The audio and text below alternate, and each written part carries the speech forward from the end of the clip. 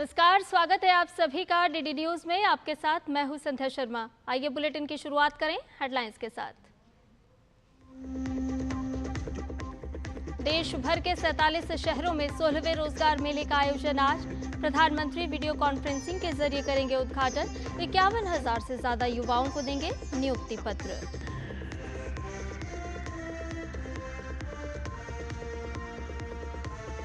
केरल दौरे पर केंद्रीय गृह मंत्री अमित शाह तिरुवनंतपुरम में भाजपा राज्य समिति के नए कार्यालय का करेंगे उद्घाटन। विकसित केरलम सम्मेलन में भी लेंगे हिस्सा।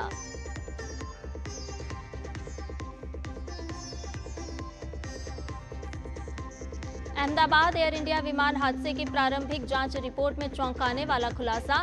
टेक ऑफ के तुरंत बाद ही बंद हो गए थे दोनों इंजन। एयर इंडिया का बयान, जांच में सहयोग रखेंगे जारी।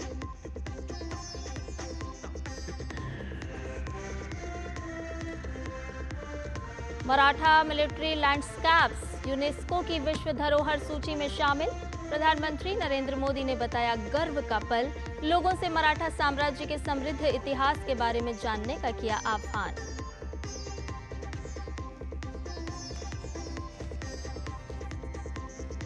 और विंबलडन में महिला एकल की खिताबी भिड़ंत आज। अमेरिका की अमांडा एनिसिमोवा और पोलैंड की इगा श्वांतेक होंगी आमने सामने।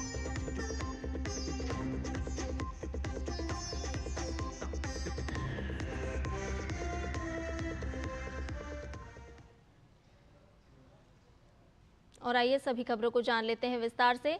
देश भर के 47 शहरों में आज 16वें रोजगार मेले का आयोजन होगा। प्रधानमंत्री नरेंद्र मोदी वीडियो कॉन्फ्रेंसिंग के जरिए विभिन्न सरकारी विभागों और संगठनों में नवनियुक्त 51,000 से अधिक युवाओं को नियुक्ति पत्र वितरित करेंगे। इस अवसर पर प्रधानमंत्री नरेंद्र मोदी नियुक्त लोगों को भी संबोधित करेंगे। ये नियुक्तियां केंद्र सरकार के विभिन्न मंत्रालयों और विभागों में हो रही है। देश भर से चुने गए नए कर्मचारी रेल मंत्रालय, गृह मंत्रालय, डाक विभाग, स्वास्थ्य एवं परिवार कल्याण मंत्रालय, वित्तीय सेवा विभाग, श्रम एवं रोजगार मंत्रालय सहित अन्य विभागों और मंत्रालयों में शामिल होंगे। रोजगार मेला रोजगार सृजन को सर्वोच्च प्राथमिकता देने की प्रधानमंत्री की प्रतिबद्धता को पूरा करने की दिशा में एक अहम पहल है। रोजगार मेला युवाओं को सशक्त बनाने और राष्ट्र निर्माण में उनकी भागीदारी के लिए सार्थक अवसर प्रदान करने में महत्वपूर्ण भूमिका निभाएगा। गौरतलब है कि देश भर में रोजगार मेलों के माध्यम से अब तक 10 लाख से अधिक नियुक्ति पत्र जारी किए जा चुके हैं।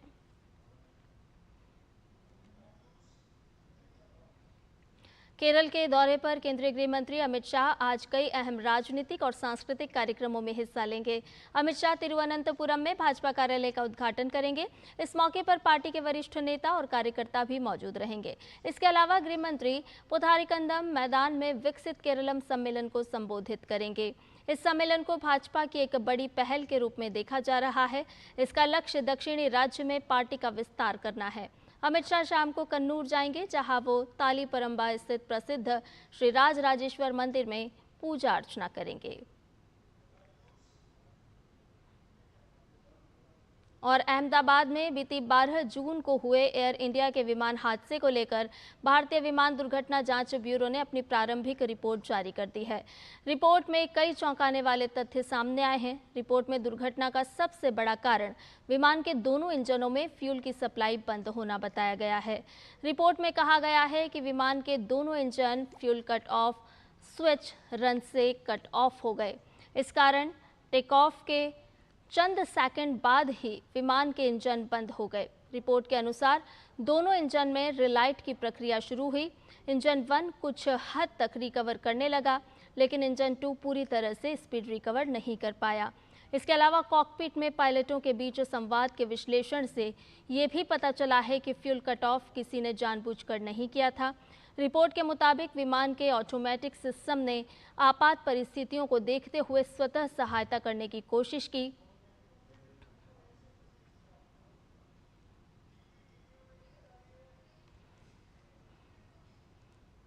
तो आपको बताएं कि अहमदाबाद एयर इंडिया विमान हादसे को लेकर के प्रारंभिक रिपोर्ट सामने आई है और इस रिपोर्ट पर एयर इंडिया ने भी अपनी प्रतिक्रिया दी है।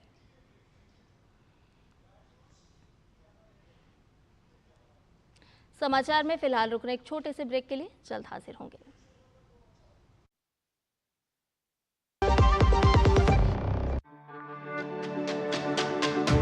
मेरी पसंद। मेरी पसंद। मेरी पसंद। मेरी पसंद। हमारी पसंद। हम सबकी पसंद। मजबूत देश का मजबूत सरिया हो गया स्टील। जो लक्ष्य चुना था समझ आने लगा है। GLA यूनिवर्सिटी, उच्च लक्ष्य की निश्चित प्राप्ति।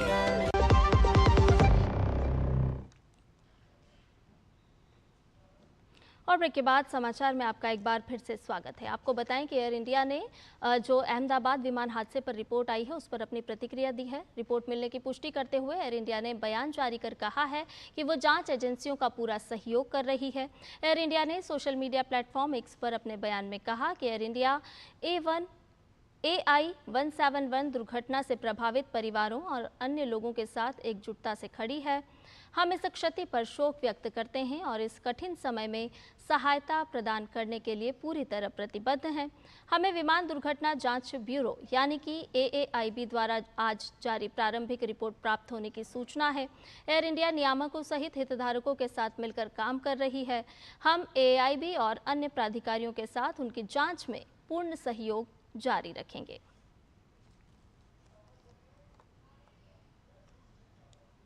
और इसी खबर पर ज्यादा जानकारी के साथ हमारे संवाददाता तापस भट्टाचार्य हमारे साथ जुड़ गए हैं। तापस, सबसे पहले तो आपसे यही जानना चाहेंगे, बहुत ही आसान शब्दों में अगर इसको रिपोर्ट को AIB की जो प्रारंभिक रिपोर्ट आई है उसको किस तरह से समझा जाए, कौन कौन से ऐसे अहम बिंदु हैं जो आगे जो जांच चलनी है उसमें बहुत ही महत्वपूर्ण भूमिका निभाएंगे? देखिए, सबसे पहले तो ये बताना चाहूंगा कि 15 पेज की जो ये रिपोर्ट है, ये इनिशियल रिपोर्ट है, इसको फाइनल रिपोर्ट ना माना जाए। इसमें बहुत सारे एडिशनल इंफॉर्मेशन और जुड़ेंगे, बाकी जो लोगों से और पता किया जाएगा, तो एक फाइनल रिपोर्ट जो बनेगी वो बाद में बनेगी। ये जो इंटरनेशनल एक ICAO एक मापदंड कहा जाता है, इंटरनेशनल मापदंड होता है, उसके हिसाब से ये रिपोर्ट जारी की गई है। इनिशियल रिपोर्ट, मैं फिर कह रहा हूँ, प्रिलिमिनरी रिपोर्ट है, इनिशियल रिपोर्ट है। उसमें कुछ अहम चीजें जो सामने आई है, सबसे पहले कि ये करीब 8:08 पे एयर स्पीड जो था, मतलब उसकी जो स्पीड थी एयरलाइन की, उसने फुल स्पीड ले ली थी और उसके ठीक बाद ही इंजन 1 और इंजन 2 जो है वो उसका फ्यूल जो होता है, यानी कि उसमें जो दोनों इंजन में जो फ्यूल जाता है वो कट ऑफ हो गया। ये जो कट ऑफ हो जाता है वो एक के बाद एक हुआ। इनफैक्ट दोनों इंजनों के बीच में सिर्फ 1 सेकंड का फासला था। तो इसी वजह से जो स्पीड से जिस तरीके से प्लेन उड़ रहा था, फिर वो धीरे धीरे करके नीचे आने लग गया, जिससे क्योंकि उसकी फ्यूल सप्लाई बंद हो गई थी इंजन की तरफ। तो वो पहला था। उसके बाद जो कॉकपिट में जो ब्लैक बॉक्स हासिल किया गया और कॉकपिट में जो वॉइस रिकॉर्डिंग वो सुननी गई, उसमें एक पायलट दूसरे पायलट से कहता है क्या उसने वो जो एक फ्यूल कट ऑफ का एक बटन होता है बेसिकली, उससे बंद किया जाता है। वो जनरली टेक ऑफ या लैंडिंग के टाइम पे ये बंद किया जाता है। तो उसने कहा क्या आपने उसे किया, तो दूसरे पायलट ने कहा कि उन्होंने नहीं किया। तो उससे ये पता चलता है इस वक्त कि ये ऑटोमेटिकली हुआ, ये दोनों पायलट में से किसी ने नहीं किया। तो ये क्या किसने कैसे हुआ, वो एक क्वेश्चन है। इसी टाइम पे ये अभी जो ये रिपोर्ट है, इसमें ऐसा इस तरीके से कोई इन्वेस्टिगेशन में अब ये नहीं रिकमेंड किया जा रहा है AAIB के द्वारा कि क्या ये जो 787 है बोइंग का, इसमें कोई दिक्कत है, या फिर जी का जो ये GE NX-18 इंजन है, और या फिर इंजन ऑपरेटर या इंजन मैन्युफैक्चरर, इन पे कोई कार्रवाई है इसमें, ऐसा कुछ भी नहीं इस रिपोर्ट में कहा गया है।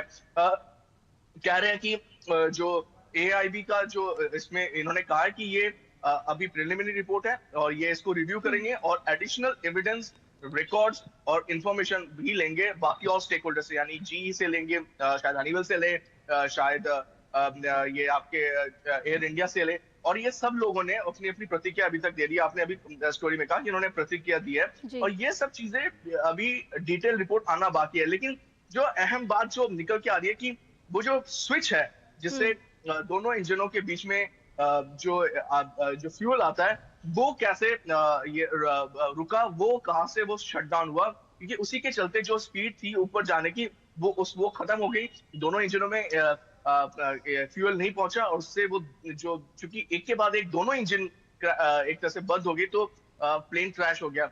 जनरली होता क्या है कि दो इंजन एक साथ नहीं जाती है, एक साथ खराब नहीं होता है, या तो एक होता है या तो दो होता है। दोनों इंजन इतनी स्ट्रांग होती है, इतनी पावरफुल होती है कि एक भी इंजन अगर ठीक चल जाए तो उससे आप प्लेन को मैन्यूवर करके या फिर उसको लेके आप सेफ लैंडिंग कर सकते हैं। लेकिन इस क्षेत्र में, इस पर्टिकुलर इंसिडेंट में दोनों ही इंजन एक साथ बंद हो गए, जिनमें दोनों में ही फ्यूल नहीं पहुंचा। तो ये एक देखना होगा कि जो लास्ट जो फाइनल रिपोर्ट आती है उसमें इसके ऊपर क्या क्या है कि ये क्यों हुआ, ये किस वजह से हुआ। जी तापस, जिस समय में यह हादसा हुआ था आज से 1 महीने पहले, उस समय में जो ब्लैक बॉक्स है उसको बहुत ही अहम कड़ी माना जा रहा था, और माना जा रहा था क्योंकि उसमें वॉइस रिकॉर्डर था, वो संवाद मौजूद था, जिससे कहीं ना कहीं जांच को एक आगे बढ़ाने में मदद मिलती। इस समय में हम देख रहे हैं कि दोनों पायलट के बीच किस तरह से संवाद हुआ, उसे भी इस रिपोर्ट में, प्रारंभिक रिपोर्ट में शामिल किया गया है। क्या कुछ बात हुई है दोनों पायलट के बीच में, वो भी सामने आया है। अब इसमें आगे की जाँच किस तरह से, और कौन कौन से ऐसे बिंदु हो सकते हैं जिस पर आगे बढ़ सकती है, क्योंकि बहुत ही महत्वपूर्ण है दोनों पायलट के बीच में क्या कुछ बात हुई है। नहीं, आपने सही कहा कि दोनों जो पायलट के बीच में जो बातें हुई है वो एक उन्होंने दिया भी, ये जो दो फ्लाइट रिकॉर्डर, इनफैक्ट इसमें enhance airborne flight recorder EAFIR बोलते हैं, सो एनहांस एयरबॉर्न फ्लाइट रिकॉर्डर, और ये दोनों जो है दो थे इसमें। तो ये इसमें जो दोनों ही इससे जो पता चल रहा है, कॉकपिट एरिया माइक्रोफोन जो था इसमें ये भी ये मिला नहीं है इसमें क्योंकि ये खराब हो गया था, लेकिन बाकी जो चीजें मिली ये इससे पता चलता है कि ये जो पायलट थे दोनों जो बात कर रही थी, मैंने बार बार कहा कि ये दो इंजन में जो फ्यूल था वो पहुंच नहीं पा रहा था। तो ये एक चीज है जिसमें दोनों पायलट को एक पायलट ने दूसरे पायलट से पूछा भी कि क्या उसने बंद किया, क्योंकि जनरली होता क्या कि ये बिना पायलट के ये मैनुअली करते हैं, ये जो एक स्विच होता है ये मैनुअली होता है। तो ये जो चीजें हैं ये मैनुअली किया था। तो उसने पूछा, एक पायलट ने दूसरे पायलट से, कि क्या उन्होंने ये किया है कि नहीं। और दूसरी चीज ये है कि ये जैसे मैंने कहा कि अभी इनिशियल रिपोर्ट है, इसमें बहुत सारे चीजें और आने बाकी है। 15 पेज की रिपोर्ट है इनिशियल रिपोर्ट, और बताया जा रहा है कि इसमें बहुत सारे चीजें और जुड़ने की आशंका है, क्योंकि ये पता चल रहा है कि क्या एडिशनल, एक बोइंग का एक एडिशनल रिपोर्ट, एक एडिशनल चीजें होती है कि एक फ्लाइट चलने से पहले एक तो मैंडेटरी होती है और एक होता है ऑप्शनल, एडिशनल ऑप्शनल चेक्स होते हैं। क्या वो additional optional check air India ने बोइंग के इस पर्टिकुलर एयरक्राफ्ट के लिए किया है कि नहीं, वो एक महत्वपूर्ण चीज हो जाती है, क्योंकि ये बार बार कहा जा रहा है कि ये एक ऐसा प्लेन है जहाँ पे सारी चेक्स जो है वो करना बहुत अनिवार्य होता है। तो क्या बोइंग की इस एडिशनल जो थी चेक्स थे, क्या वो किया गया कि नहीं। अभी मैं आपको बताना चाहूंगा कि ये जैसे मैंने कहा 180 नॉट यानी 180 नॉट के स्पीड से जब फ्लाइट लिया ऊपर चढ़ा, तो उसके जैसे मैंने कहा 1 सेकंड के अंदर दोनों ही इंजन बंद हो गए। और ये जब ऐसे होता है, ये जो कॉकपिट का जो वॉइस रिकॉर्डिंग है जो मिला, उसमें जैसे मैंने कहा कि उसमें एक पायलट दूसरे पायलट से ये पूछ रहा है कि क्या उन्होंने बंद किया है कि नहीं। तो और उन्होंने कहा, दूसरे ऐसा नहीं कि दूसरे पायलट ने कहा भी कि उन्होंने नहीं किया। तो अगर ऐसा होता है तो ये दर्शाता है कि ये ऑटोमेटिक हुआ है, क्योंकि अगर दोनों ही पायलट जो है बहुत ही एक्सपीरियंस है, दोनों ही पायलट को नॉलेज है बहुत ज्यादा, तो अगर ऐसा हुआ है तो क्यों ऐसा हुआ है और उसका क्या और रीजन हो सकता है, ये थोड़े और डिटेल के बाद ही पता चलेगा। लेकिन ये बात तो फैक्ट है कि अगर इनिशियल क्लाइंब इतना ऊपर जाके उसमें अगर एकदम से दोनों ही इंजन शट डाउन हो जाता है, तो उसके पास पायलट के पास कुछ और बचता नहीं है करने के लिए उसके चीज को आगे बढ़ाने के लिए। जी तापस, अभी जो ये प्रारंभिक जांच रिपोर्ट सामने आई है, क्या लगता है आपको कि, बहुत ही संक्षेप में आपसे जानना चाहेंगे कि ये जो प्रारंभिक बिंदु हैं बहुत ही महत्वपूर्ण होंगे आगे की जांच को आगे बढ़ाने के लिए, बहुत ही कारगर, बहुत ही मददगार साबित होंगे, और वो कौन कौन से प्रमुख बिंदु हो सकते हैं जिन पर अब जांच आगे बढ़ाई जाएगी? देखिए, सबसे अहम चीज है कि दोनों इंजन मिले हैं, ठीक है, उन दोनों को निकाला गया रिकेट से अब, और वो दोनों ही इस वक्त एक हैंगर, एयरपोर्ट के हैंगर में उसको क्वारंटाइन किया है, जैसे कि कोई उसको छुए ना। उसके बाद फ्यूल सैंपल भी जो बाकी जगहों पे फ्यूल सैंपल लिया गया है वो भी चेक किया जा रहा है। डीजीसीए के जो लैब है उसमें उसको लेके गए थे, उसको इनफैक्ट वो जो फ्यूल मिला है वो सेटिस्फैक्टरी मिला है, उनको लगा जो डीजीसीए की लैब है उससे वो सही मिला है उनको।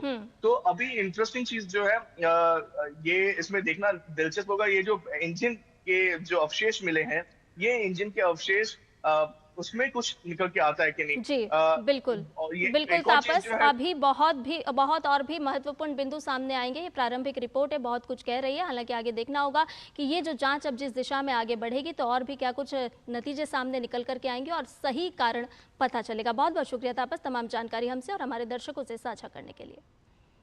और आइए खबरों में बढ़ते हैं आगे। आपको बताएं कि दिल्ली में वेलकम इलाके के सिलमपुर ईदगाह रोड पर 4 मंजिला इमारत गिरने से बड़ा हादसा हो गया। मलबे के नीचे परिवार के 7 लोग फंसे हुए थे, जिनमें से 4 को निकाल लिया गया है और 3 लोग अभी भी फंसे हुए हैं। फिलहाल मौके पर दमकल गाड़ियां मौजूद हैं और रेस्क्यू ऑपरेशन चल रहा है।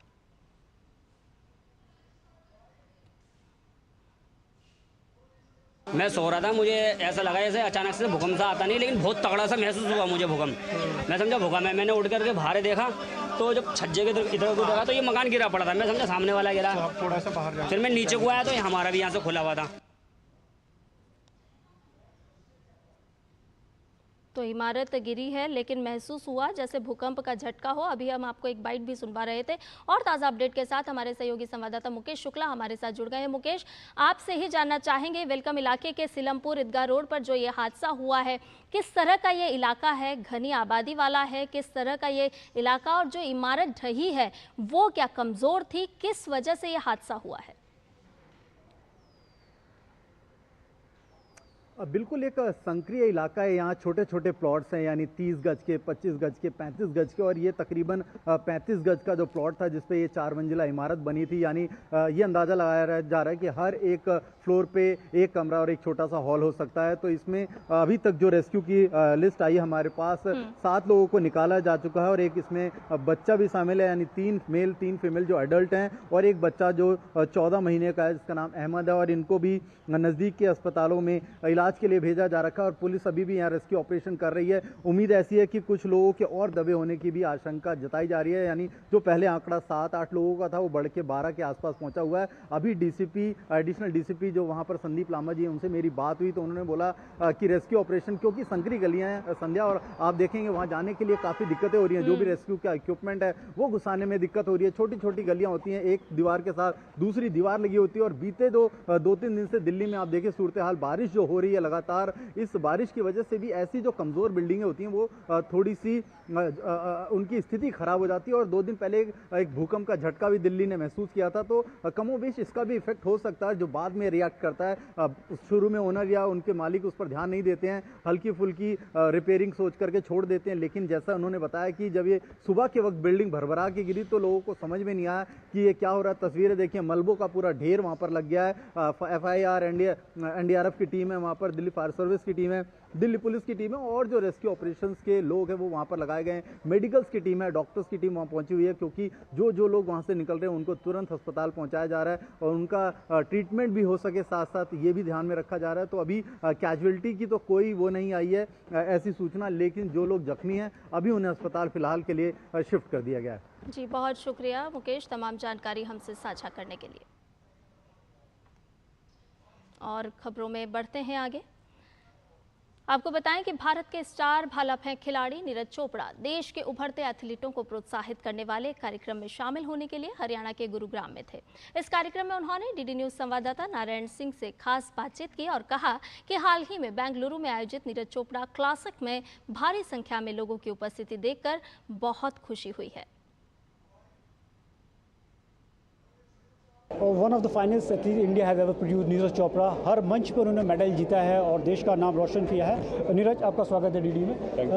नीरज, एक लंबे समय से 90 मीटर का सवाल था, वो आपने सर पूरा किया और दोहा में आपने वो बैरियर क्रॉस किया। तो क्या टेक्निक में कुछ बदलाव किया या कुछ और तैयार थे उस मार्क को बदलने के लिए?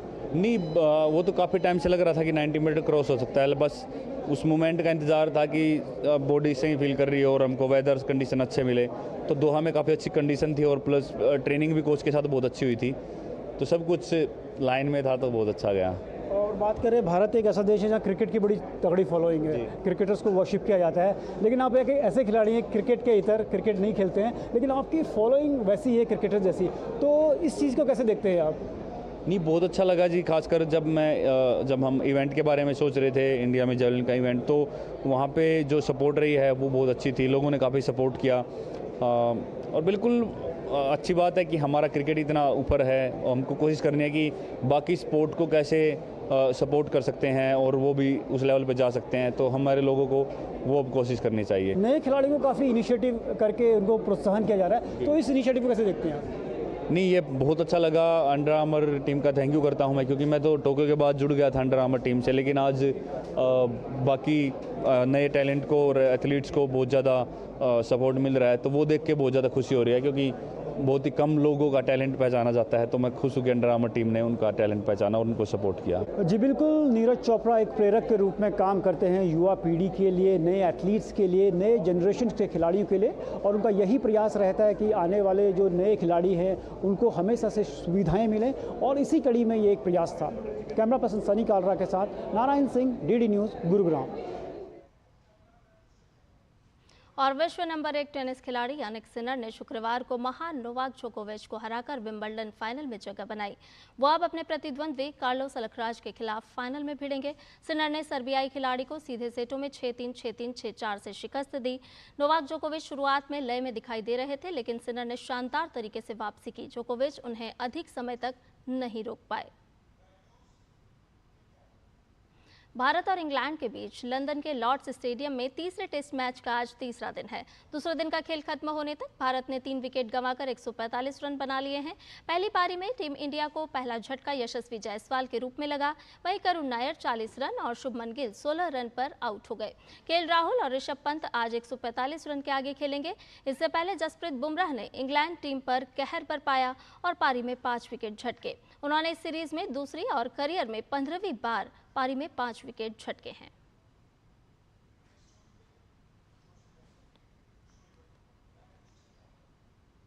टोक्यो ओलंपिक की रजत पदक विजेता मीराबाई चानू नई राष्ट्रीय खेल नीति से काफी प्रभावित हैं। उनका मानना है कि देश में खेल के क्षेत्र में महिलाओं की भागीदारी के अवसर बढ़े हैं। तो आइए आपको दिखाते हैं मीराबाई चानू से डीडी न्यूज़ की ये खास बातचीत। आप ये बातचीत को सुनिए और मुझे दीजिए अनुमति। नमस्कार।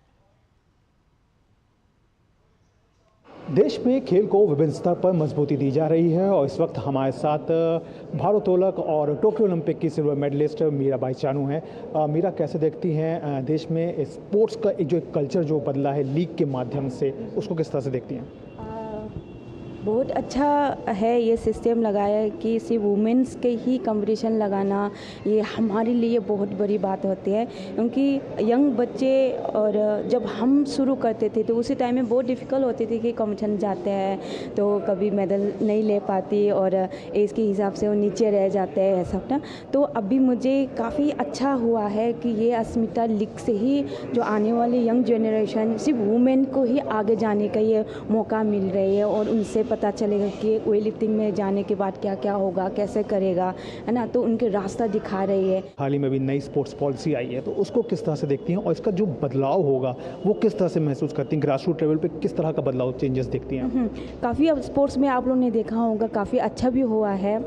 अभी टेबल टेनिस में देखो नई नई बच्चियाँ आ रही है, निकल के आ रही है, तो ये बहुत ही ज़्यादा अच्छे हैं, क्योंकि हमको सिर्फ एलिट बच्चे को ही हम देखना नहीं चाहिए, जो जो अभी आ रही है जो यंग जनरेशन में कम एज वाला, तो इसको फोकस ज़्यादा करेगी ना, तो इंडिया में बहुत ही ज़्यादा अच्छा एथलीट भी मिलेगा। तो लगता है हर चैम्पियनशिप में ज़रूर वुमेन में ही लीग बन के रहेंगे। मेरा आखिरी सवाल है कि आपके लिए चोट एक बड़ी समस्या रही है हमेशा से, तो उसको किस तरह से टैकल कर रही हैं? मुझे लगता है कि हर प्लेयर्स की ये मतलब कहानी रहते हैं कि आसपास में ही घूमते रहते हैं एक्चुअली ये। तो मैं काफ़ी चोट में हूँ, इंजरी काफ़ी हुआ है, पर मैं हर टाइम यही सोचती हूँ कि हर प्लेयर्स के साथ ये होते रहते हैं, पर इसको हम फाइट करना है। तो हम फाइट जब करेगी इंजरी को हम मतलब वो कर सकते हैं उसको। तो मैं पूरा फाइट करके आज तक यहीं तक पहुंची हूँ। तो ये इसमें पूरा फैमिली की सपोर्ट भी है, मेरा कोच का भी सपोर्ट है और फेडरेशन के भी बहुत ज़्यादा रोल रहते हैं कि इंजरी को ठीक करने में। तो मैं पूरा उनके साथ ही फाइट करके यहाँ तक निकली हूँ। देश में जो लीग कल्चर है उससे एक नई क्रांति जो है वो भी देखने को मिलेगी और साथ ही साथ सबसे बड़ी बात वो ये कह रही हैं कि उनका जो लक्ष्य है वो कहीं ना कहीं एशियन गेम्स जरूर रहने वाला है, लेकिन उससे पहले पड़ने वाले हर एक पड़ाव को वो बेहद मजबूती के साथ सामने देख रही हैं। कैमरामैन उत्तम सिंह के साथ मैं गौरव कुमार, DD न्यूज़, गाजियाबाद।